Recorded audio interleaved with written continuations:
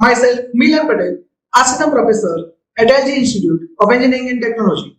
Today's topic is Civil Engineering Materials. In today's lecture, we will discuss four materials.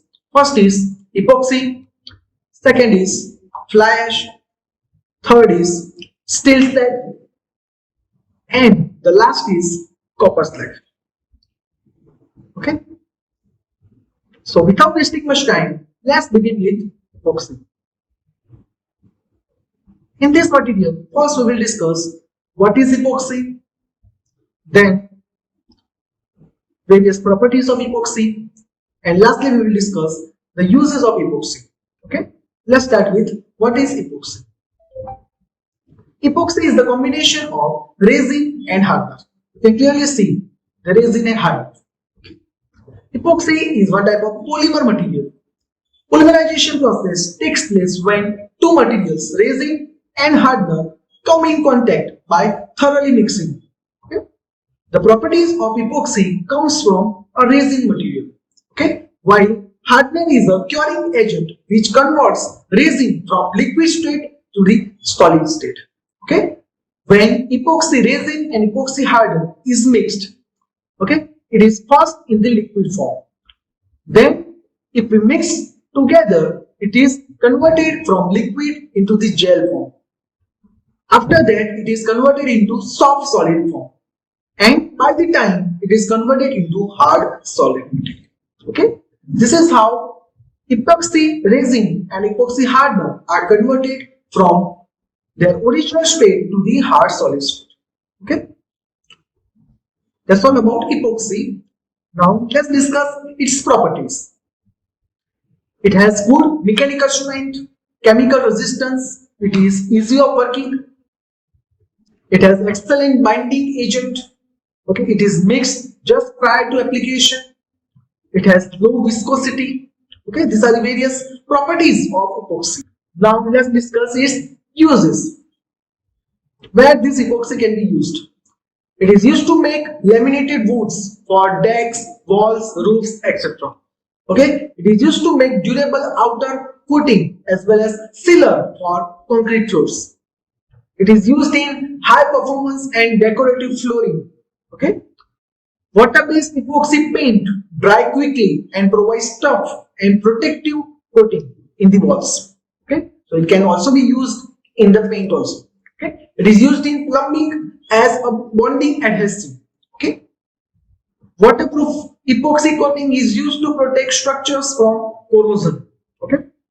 And it is used in fiberglass repairs, carpentry work, woodworking work, metal fillers, reinforced balls, jewelry making, etc. These are the various uses of epoxy. Okay. That's all about the first material, epoxy. Now, let's discuss the second material in today's lecture, which is fly ash. In fly ash, first we will discuss what is fly ash, why we use fly ash in civil engineering, what are the various uses of fly ash, and what are the problems behind using of fly ash. Okay, let's start with what is fly ash. This is the image of fly ash. Fly ash is a finely divided byproduct resulting from the conversion of coal in thermal power plants. It contains large amount of silica, alumina, and small amount of unburned carbon, which pollutes the environment. It is grey in color and alkaline in nature. The particle size of fly ash ranges between 1 to 100 microns. Okay, the specific gravity of this fly ash lies between 1.9 to 2.8. Generally, the specific gravity of cement is 3.15. Okay, and the specific gravity of fly ash is about 1.9 to 2.8. Okay, this is the most widely used pozzolanic material because it contains various pozzolanic material like siliceous and aluminosiliceous in it. Okay, it is available in finely divided form. Fly ash are spherical shaped balls finer than cement particles. This is the microscopic image of the fly ash. Okay, The bigger particles are of cement and the minor small particles are of fly ash, because the particle size of fly ash is smaller than the cement. Okay, that's all about the fly ash. Now let's discuss why to use fly ash. Being a pozzolanic material, it can actually replace a part of Portland cement, resulting in more durable concrete. Okay, so we can easily replace Portland cement with the fly ash. Nowadays, fly ash is approximately 30 to 40% replaced with Portland cement in cement manufacturing industries. Okay. Second is it has high ultimate strength. Third, it improves workability of the concrete. It improves cost and economy of the concrete, because the cost of fly ash is comparatively less than the cement. Fifth, reduction in heat of hydration. Okay. Sixth, decreases density of concrete, because the sizes of fly ash is comparatively less than the sizes of cement particles. Okay. And the seventh is it has more environment friendly concrete, because it is a byproduct of the thermal power plants. Okay. This is why we have to use the fly ash as a material in civil engineering. Okay. That's all about why to use fly ash. Now let's discuss various uses of fly ash, where this fly ash is used. It is used in manufacture of Portland cement, okay, by replacing the cement. It is typically used for embankment construction. It is used as soil stabilization material. Fly ash is also used as a component in the production of flowable fill. It is used as the filler mineral in asphalt road line to fill the voids. It is used as component in geopolymer concrete also. Okay, in geopolymer concrete, fly ash is used as a binder material. Okay, and cement is not used in this type of geopolymer concrete. It is used in roller compacted concrete dams. It is also used in manufacturing fly ash bricks. And when fly ash is treated with silicon hydroxide, it acts as catalyst. So it can also be used as a catalyst. Okay, that's all about various uses of fly ash. Now let's discuss various problems behind using of fly ash. The first problem of fly ash is problem of disposal. In India alone, we produce 75 million tons of fly ash every year, the disposal of which has become a serious environmental problem.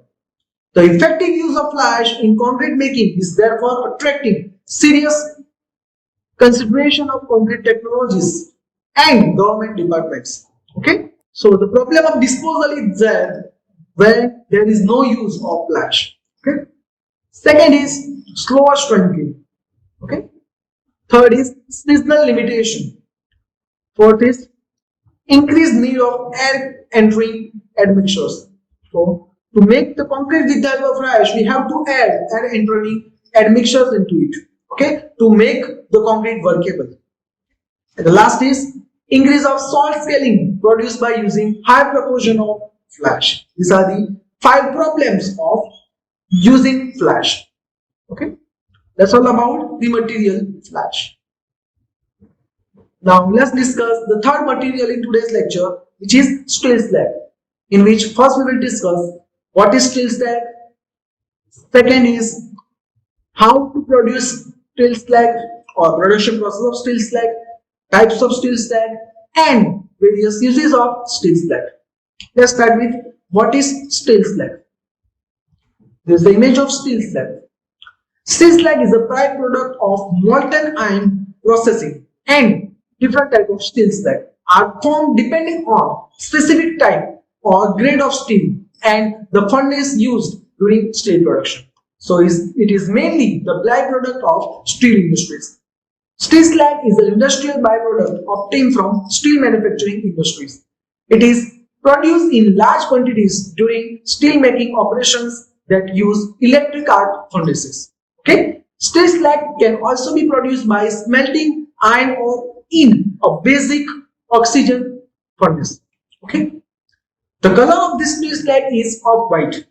like this. The bulk density is about 1200 kilogram per meter cube. The specific gravity of steel slag is about 2.9. The surface area of steel slag is 425 to 470 meters square per kg. Okay, that's all about this steel slag. Now let's discuss the production process of steel slag. The first step is heating of iron ore, coke and limestone at the temperature about 1500 degrees centigrade in blast furnace. By heating, iron ore is reduced to iron. Okay, the remaining materials form a slag that can float on the top of the iron. Okay, this top of the material is slag, which is collected as molten liquid in large volume of water.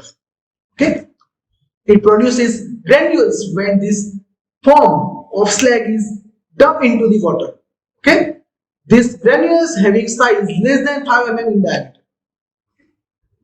These granules are then dried in open spaces, and then these granules are grinding in powder form by a ball mill. Okay, this is called as ground granulated blast furnace slag, or you can also call it as GGBFS. Okay, this is how steel slag is produced in steel making industries. Okay, third is various types of slag. First is blast furnace slag and steel slag. In steel slag, there are three types. First is basic oxygen furnace slag, where oxygen furnace is used. Second is electric arc furnace slag, in which electric arc furnace is used. And third is ladle slag. Okay, these are the various types of slag. Now let's discuss its uses. It is used in production of slag cement, in which cement is replaced by GGBFS around 30 to 70%. Okay, it is also used in production of ready mix concrete, side batch concrete, etc. Okay? It is used in soil stabilization. It also increases strength and bearing capacity of the soil. Okay? It is used as binder in road pavement and in foundation concrete. Okay? It is used as a base course of road, and it is used as an aggregate for asphalt concrete. Okay, these are the various uses of steel slag. That's all about the material steel slag. Now let's discuss the last material in today's lecture, which is copper slag, in which first we will discuss what is copper slag, how it can be produced, what is the problems in disposal of copper slag, and various uses of copper slag. First is, what is copper slag? This is the image of copper slag. The copper slag is of fine texture, glossy sand-like material, and also called as granulated copper slag. Okay, it is a waste material or byproduct during the copper industries. It is the waste material or byproduct of copper industries. Okay, during smelting and refining process of copper ore. This copper slag is black in color, glassy, granular material, and having shiny appearance like this. Okay. Now let's discuss its production process. It is similar to steel slag. Okay, it is a byproduct of copper industries. Large amount of copper slag are generated as waste worldwide during the copper smelting processes. This slag is quenched in water produce angular granules. The granules copper slag are below 4.75 mm in size. Okay? These granules are crushed in ball mill to smaller particles and stockpiled after the refining process. This is how copper slag is produced. Okay? Now let's discuss the disposal of copper slag. Each ton of copper produces 2.2 tons of copper slag. Okay? It is used for several purposes, mainly for manufacturing abrasive tools, okay, and grid blasting. This process consumes about 15 to 20% of the slag generated. The remaining quantity is disposed of without any further reuse or reclamation like this. Okay. So only 15 to 20% of copper slag is nowadays used. Okay, remaining quantity is disposed like this.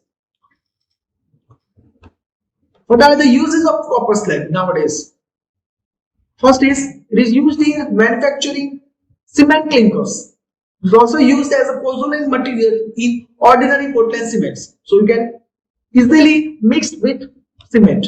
Okay. It is used in concrete as a partial replacement of sand up to 40%. Okay. So you can also replace with sand.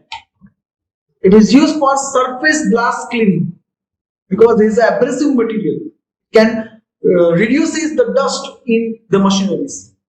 It is used in concrete production as a partial replacement of sand. It is used as building material formed into number of blocks. It is used for abrasive tools, roofing granules, cutting tools, abrasive tiles, glass, road-based construction, railroad blast, asphalt pavement, etc. These are the various uses of copper slag. Okay, that's all about the material copper slag.